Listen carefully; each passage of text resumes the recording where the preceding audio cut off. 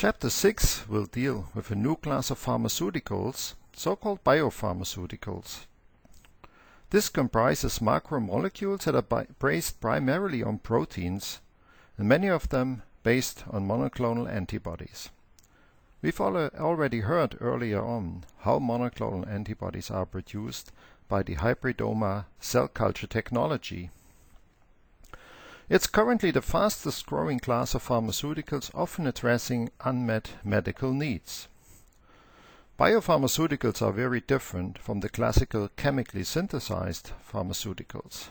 They are produced by biotechnological processes, for example by cell culture. This means that the process is very complex and that the molecules resulting from it have to be purified extensively and very carefully characterized analytically.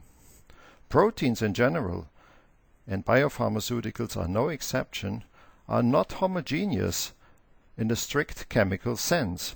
A synthetic molecule, you should say, there should be only one molecule with one chemical structure and one conformation. However, since proteins are made in biotechnological processes, and since they are much larger than small molecules, they occur in so-called protein families. The analytical approaches that are needed are thus very important to assess that the composition of biotechnologically produced biopharmaceuticals is consistent, because the structure and the heterogeneity, the fine heterogeneity of biopharmaceuticals are obviously related to biological activity.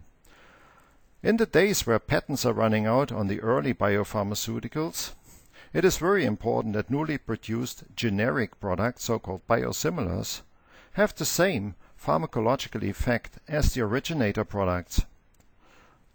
To a large extent, this is assured by careful analytical and bioanalytical analyses to make sure that the composition of the products is the same, thus assuming that also in the clinical trials the activity will be the same. This means if a manufacturer can assure that the clinical trials can be shortened significantly, as it can be assumed that there will be the same activity and also the same possible side effects as for the originator drug. If you would like to get an overview over protein therapeutics, I refer you to the Nature Reviews article given below this slide.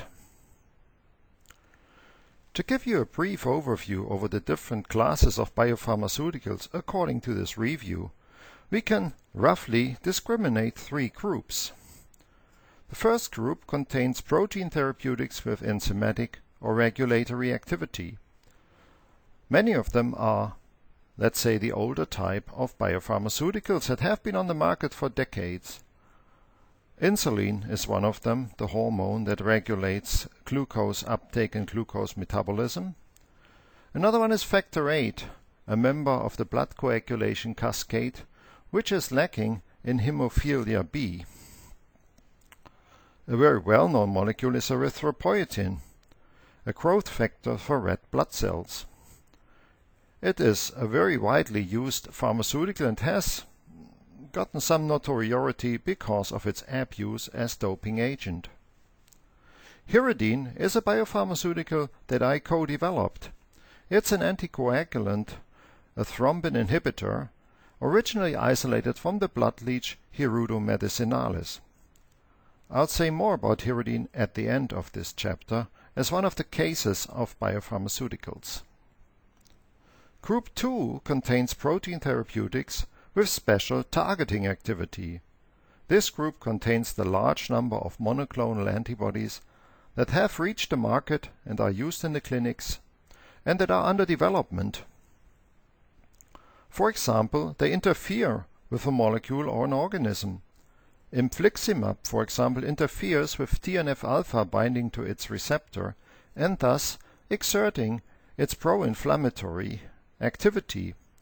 Infliximab is very successful in treating rheumatoid arthritis, which is a disease characterized by chronic inflammation with continuous TNF-alpha overactivity. There are many other monoclonal antibodies of this kind of activity. At the end we will see a case, so-called Herceptin or trastuzumab, an antibody that blocks the HER2 receptor, which is a subunit of the epidermal growth factor receptor, which is overstimulated in a certain percentage of breast cancers. Herceptin has been very successful, and its new generations are very successful in treating this kind of cancer. Targeting molecules can also deliver other compounds. A new class of monoclonal antibody conjugates are monoclonal antibodies coupled to a cytotoxic molecule. Imagine you want to kill a tumor. You can block the receptor and thus prevent the tumor from growing. But better still, you can deliver a toxic molecule only to the tumor cells, killing the tumor cells and leaving the healthy cells intact. These are the new antibody-drug conjugates which are under development and hold quite significant promise for the future. For example, Herceptin or trastuzumab is on the market now also as an antibody-drug conjugate with quite significantly improved efficacy. Group 3 contains the protein vaccines. This is a quite different class of molecules. You could say a vaccine is a preventive medicine agent to protect people against deleterious foreign agents such as infectious agents, viruses, and bacteria. However, protein vaccines are also developed in the field of autoimmune disease and cancer. For example, you could imagine that if you could stimulate and educate the immune system to recognize cancer cells because of modified antigens, so-called tumor-specific antigens, then the immune system would do its job, the job that it regularly does, to patrol the organism and to look for aberrant cells. In that way, the immune system could be taught to eliminate cancer cells. Protein or anti-cancer vaccines hold promise as follow-up treatments, for example after surgery, and especially in the case where disseminated metastases have to be recognized and eliminated, which is very difficult. So you see that the area of biopharmaceutical is very exciting with many new applications, and this is due to the development of recombinant DNA technology and biotechnology in general, which has now entered the mainstream of pharmaceutical development.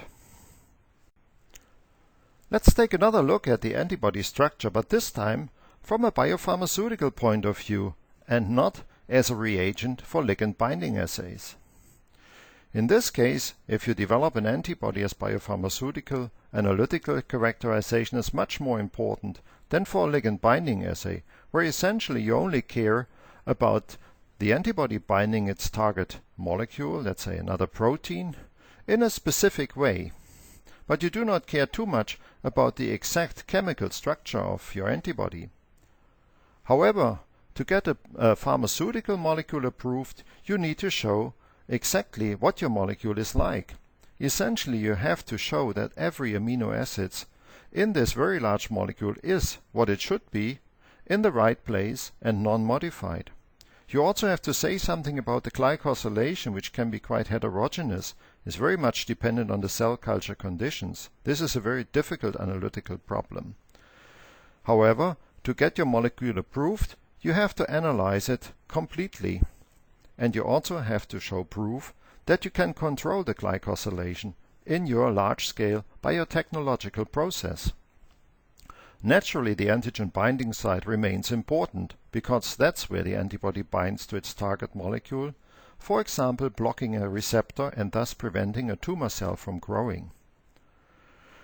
As antibodies are very large molecules, there are many possibilities for modifications. There can be oxidations, changes to the glycosylation. There can be proteolysis at the N or the C termini.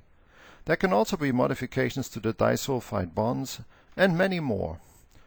So antibodies are very complex, and the analytics are dauntingly complicated. Methods such as liquid chromatography and mass spectrometry have been instrumental to develop the field of biotechnology and the field of biopharmaceuticals.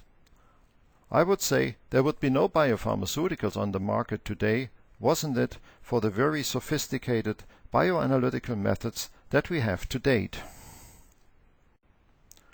Just to give you an idea, here we see the interaction between Herceptin, the monoclonal antibody, and the HER2 receptor, a subunit of the epidermal growth factor receptor, which is overstimulated in certain types of breast cancers.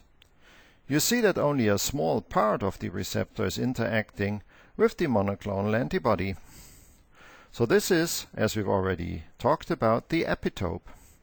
It is thus very important that especially in this area there is no modification. Later on I will show a case where we've analyzed trastuzumab, as it is called, or Herceptin, in breast cancer patients, and looked at the modification of one of the binding sites over time. It is very interesting to follow the fate of a biopharmaceutical in vivo using liquid chromatography mass spectrometry, and to look at critical amino acids and how they are modified and changed during the treatment of patients. Due to the complexity of biopharmaceuticals, there's a wide range of methodologies that are used for their characterization. This goes from enzyme activity, for those biopharmaceuticals that exert enzyme activity, to binding affinity and kinetics, for example for antibodies, and some of the methods that we've already heard in ligand binding assays will come back, or we should remember them, like surface plasmon resonance. We can look at the fluorescence emission spectrum either statically or dynamically to get an idea of the secondary structure of the proteins.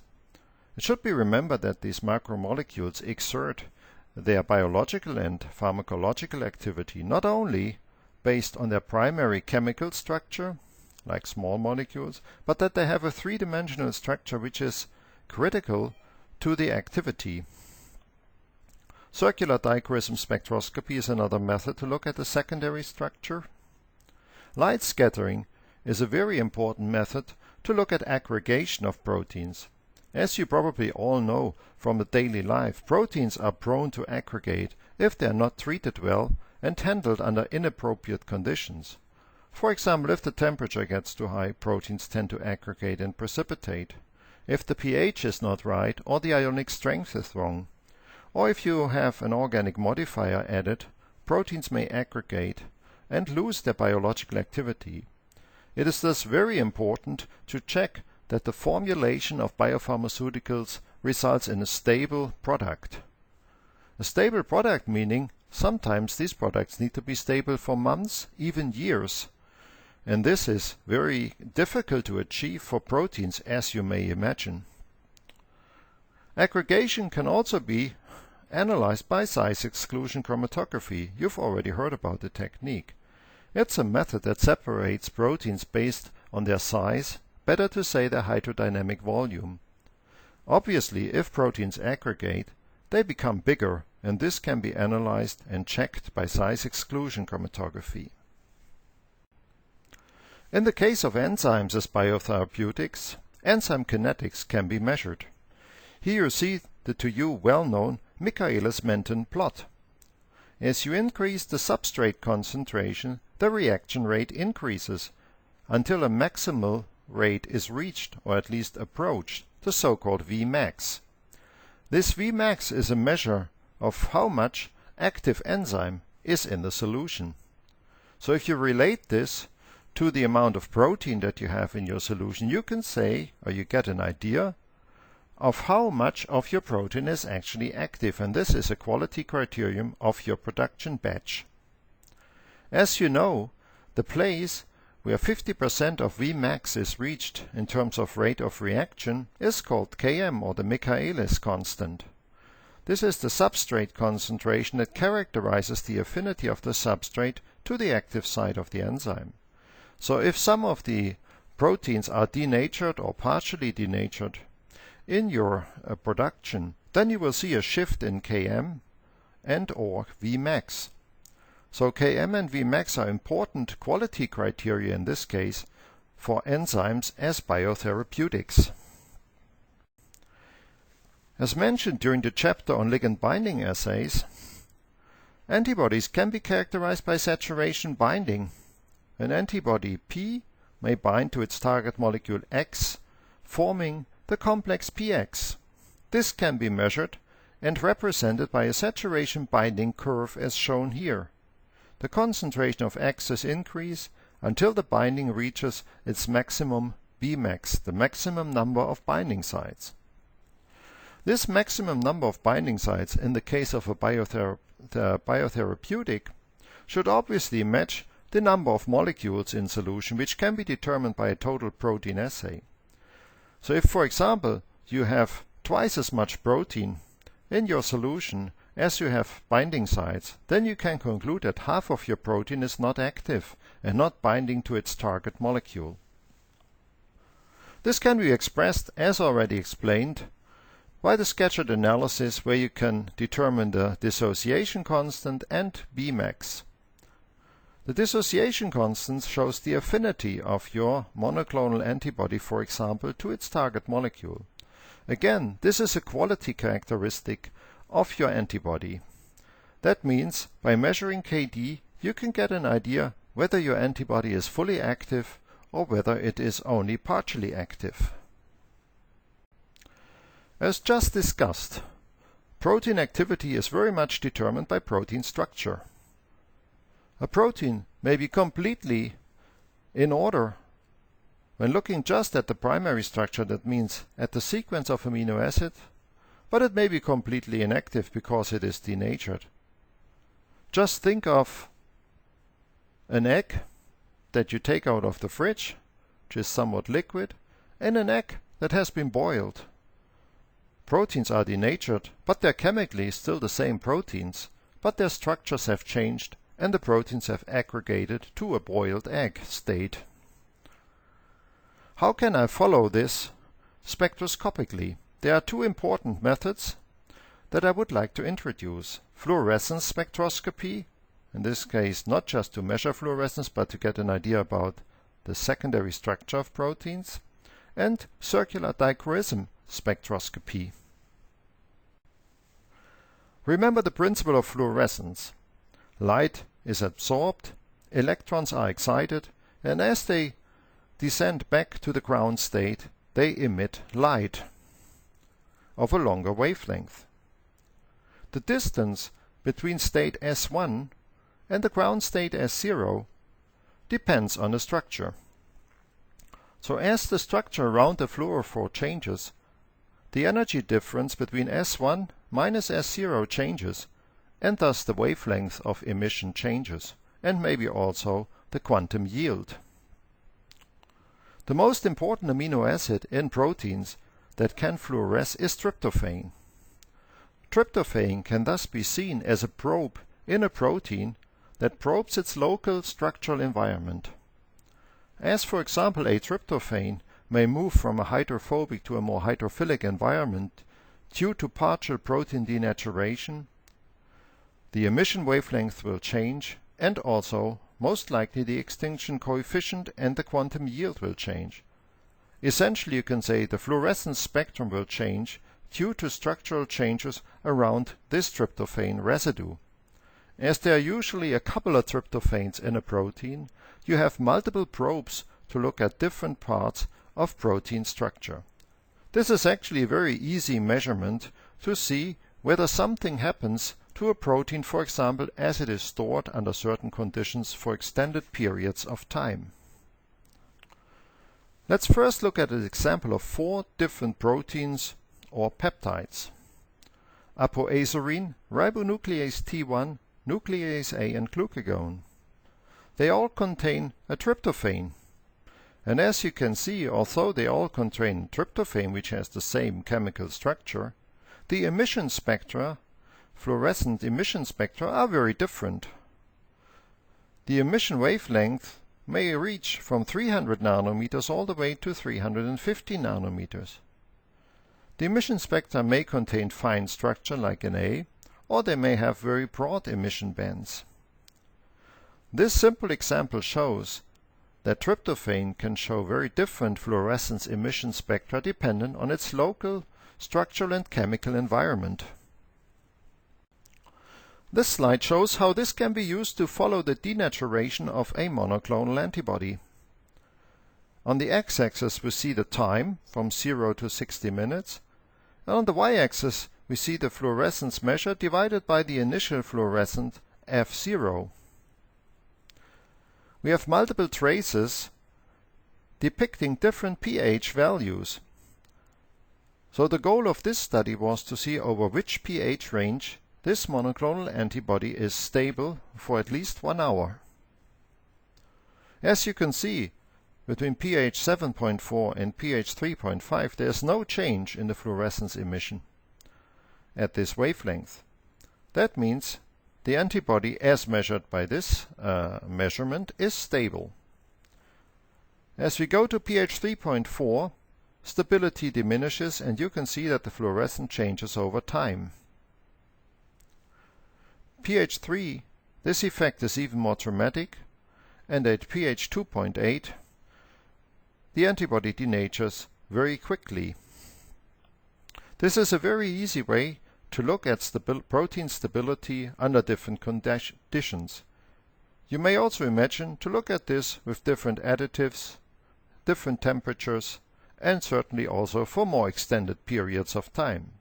You essentially just have to keep on following the fluorescence that is emitted. While fluorescence is an easy way to look at protein stability or instability, it does not tell you much about the structural reasons for this instability, or what is happening to the structure of a protein. Circular dichroism gives you more information on that. As you probably know, proteins contain alpha helix and beta sheet structures next to other less ordered structural elements like loops. On the top here you see an alpha helix where the L amino acids are ordered in a certain repetitive unit. This unit creates a certain dipole moment, which is measured by circular dichroism spectroscopy. The beta sheet has a different dipole moment and thus can be discriminated from an alpha helix. As protein denature, the alpha helix and beta sheet content changes, and so does the circular dichroism spectrum. In this slide you see a protein which we've already shown before, I believe, which represents the different structural elements. The beta sheet on the top, shown in arrows. Here this is a parallel beta sheet, and this is a short antiparallel beta sheet. Here we see an alpha helix, here we see another alpha helix, here we see an extended loop, and in this case we see some metal ions, calcium and zinc, which are essential for the stability of the protein in this case. This protein represents actually the active domain of a protease. We've already seen in the chapter on ligand binding assays that light can be polarized in one plane.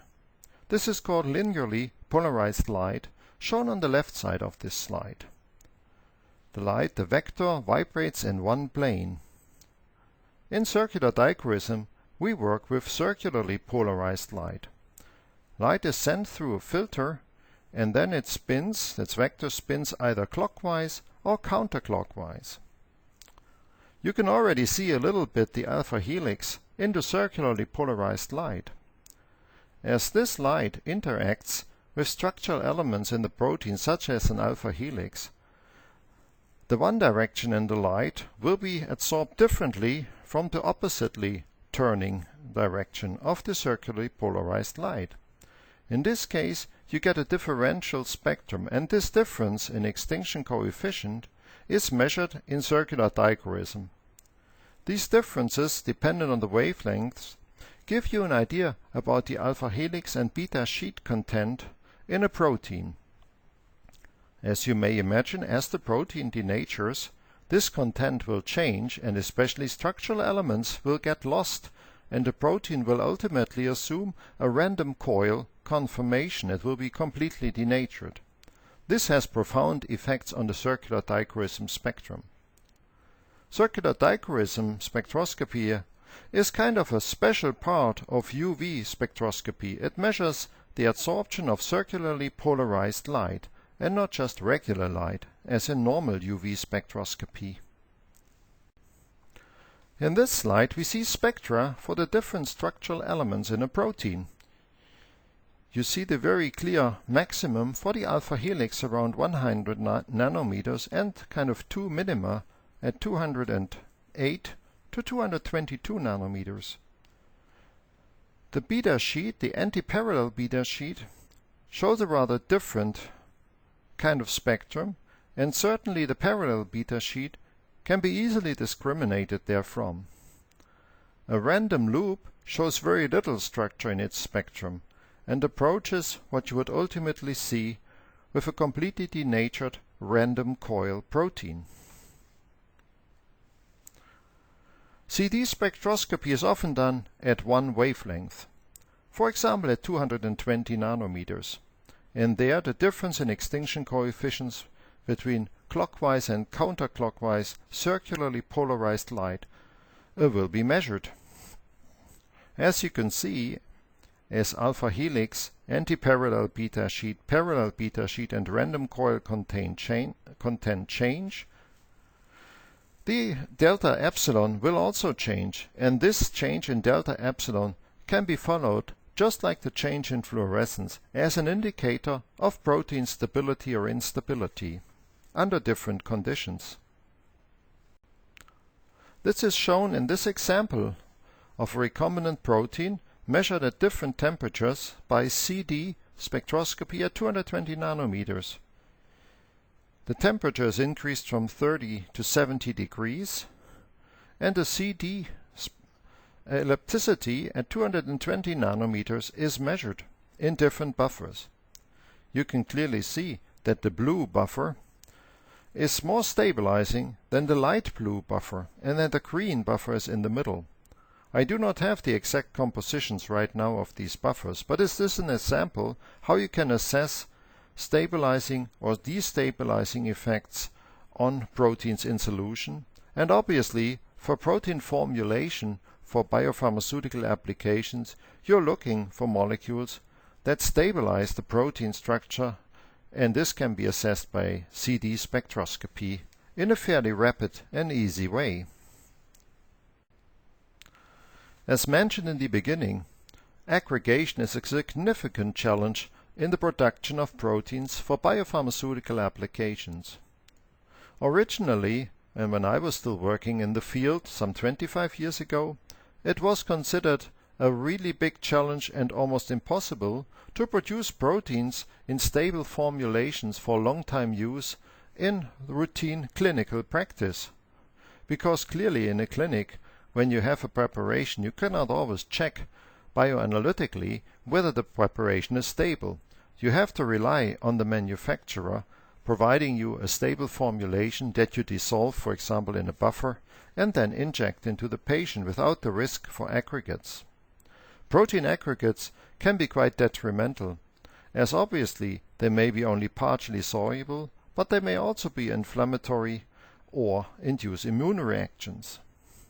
There are two techniques that are widely used to follow protein aggregation. This is laser light scattering and size exclusion chromatography. How does laser light scattering work? And as the title already indicates, laser light scattering can be measured in a static or in a dynamic way. We'll get to that in a second. Imagine yourself driving on a misty day in the north of the Netherlands, and you see very little through the window of your car. Why is that? That's because light is scattered on little droplets in the air. You are the detector with your eye trying to see something. Here is the mist in your cuvette, in the case of aggregates, and here's the light coming in. In our measurement device, this is a laser light. Because laser light can be focused very well, it is very strong and it is coherent. Now in a laser light scattering equipment, you don't just have one detector, but you have a whole series of detectors all around the sample cuvette. So the scattered light is measured at all kinds of different angles. In a static way, you just measure how much light is scattered. And the more light is scattered, the more protein aggregates you have. So this is a very easy way of assessing whether over time, for example, protein aggregates form under different kinds of conditions such as pH, ionic strength or temperature. However, it does not tell you much about the size of these aggregates. So in order to follow that, you need to do dynamic laser light scattering. You need to look at the movement of the protein aggregates in your cuvette. Dynamic laser light scattering actually measures the movement of particles or molecules in your cuvette. Imagine you have small particles or monomeric proteins in your cuvette. They move relatively fast due to Brownian motion. Each time a molecule passes the laser beam, you'll get a spike or fluctuation in the scattered laser light. In a way, you could say this is kind of noise that correlates to the movement of the random movement of proteins through the laser beam. After a certain time, the initial scattering of light is no longer correlated at all with the kind of noise that you measure after a certain time. This is called the correlation time. So when there is no more similarity between the noise at time 0 and at time, let's say, correlation time. Large particles move more slowly, so you can imagine another noise spectrum, a kind of sluggish, broader kind of spikes, and so it takes much longer until the correlation reaches 0. A much longer time, because particles move more slowly. If there's nothing moving at all, then you have always perfect correlation between the noise. Essentially you have no noise at all, and thus this is for very, very big particles, or let's say it's actually a situation that's not observed in reality. Now, dynamic laser light scattering allows you in a way to approximate the size of the particles. If you now calibrate your instrument, for example, with particles of known and well-defined size, often latex beads, that means polystyrene beads of known diameter, are used for that. You can buy those on the order of 10 nanometers, 20, 30, 40, 50 nanometers, and so on. With these particles, you also get noise, and thus you can calibrate your instrument in saying this noise spectrum corresponds to particles of 50 nanometers. If now you compare that noise spectrum with the one for the large particles or the small particles, you can get an estimate of the size. If now your protein starts to aggregate, you can actually see that, for example, a monomer forms a dimer, and a dimer forms a tetramer, and a tetramer forms an octamer over time. You can also see how this can be influenced by additives into your protein formulation in an effort to stabilize them. Dynamic laser light scattering is also used in protein crystallography. In that case, you would like to obtain crystals of proteins to determine their three-dimensional structure.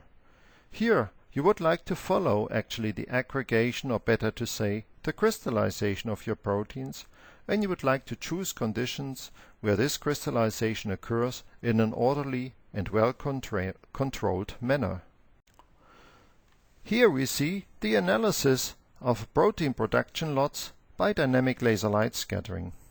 We have lot 1 and lot 2, and it's easy to see that they differ significantly in terms of aggregates. In lot 1, the main peak is between 1 and 10 nanometers, representing the monomeric protein. This is 72% by intensity, but 99.95% by weight. Why is this? It is simple. Larger particles scatter light much more intensely than small particles, so you need to introduce a correction factor for the size. 0.05% by weight of this protein are found in aggregates on the order of 70 to 80 nanometers. That means probably 10 to 15 protein molecules in one aggregate.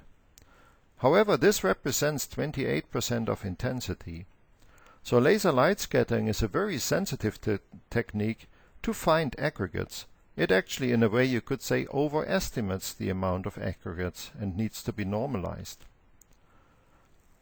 what the percentage of aggregates is that is acceptable needs to be fixed in the production process and obviously also in the quality criteria of the product. Lot 2 is much more heterogeneous in terms of aggregation. 98.1% by weight of the protein are found as monomers. 1.8% are somewhat around 10 nanometers. These could be dimers of the original protein. This is 1.8% by weight. 0.06% are found as larger aggregates as in lot 1. This is 0.06%.